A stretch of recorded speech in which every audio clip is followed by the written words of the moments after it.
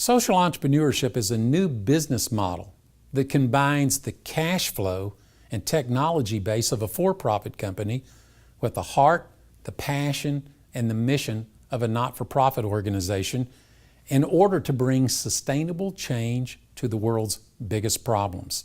In a September 2010 article in Harvard Business Review entitled, "Can Entrepreneurs Save the World?" it basically said that social entrepreneurship will become the most dynamic business platform in the 21st century.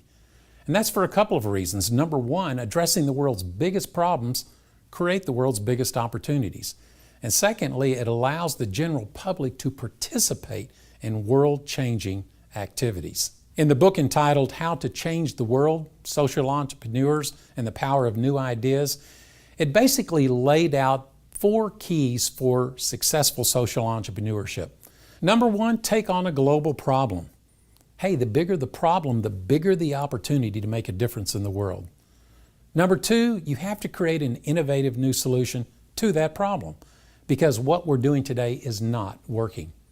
Number three, tap into the passion that the public feels for your cause because social entrepreneurship is a people-driven movement, not corporation.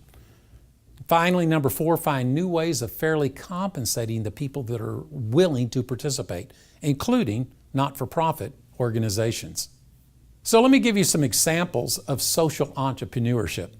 Probably the best known social entrepreneur in the world is a man by the name of Muhammad Yunus. 20 years ago, he was a banker in Bangladesh. And the biggest problem facing the people within his region of the world was poverty.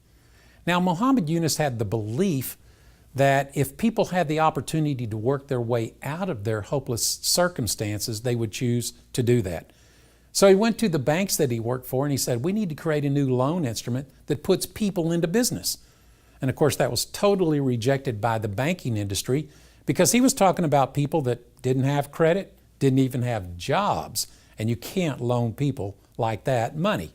So he had to create his own bank called the Grameen Bank. And then he created a new loan instrument called the microloan. And he started investing small amounts of money and putting people into business. Today, the microloan business is recognized as the #1 strategy for fighting global poverty. Over 500 million people in the world have received microloans. And in 2006, Muhammad Yunus was awarded the Nobel Peace Prize for this invention. More recently, in the United States, a young entrepreneur by the name of Blake Mikowski was on a mission trip in South America and realized that a lot of young people were being denied education for the simple fact that they didn't own shoes. Because the rule was you have to wear your shoes to school, and these kids didn't have shoes. So he said, I can solve that problem. He came back to America and started a little shoe company called Tom's Shoes. And he started making these trendy kind of canvas shoes with the intent of every time he sold a pair, he would donate a pair to a child in need. And let me tell you something, that concept captured the imagination of an entire generation of young people who wanted to play a role in global change. And today, Tom's Shoes has become one of the most successful shoe companies in America. Not because of the quality of the shoe, but because of the quality of the purpose and the mission that he attached it to. In May of 2011, Inc. magazine actually did a cover story on this new model called social entrepreneurship. It was entitled 6 Ways to Save the World.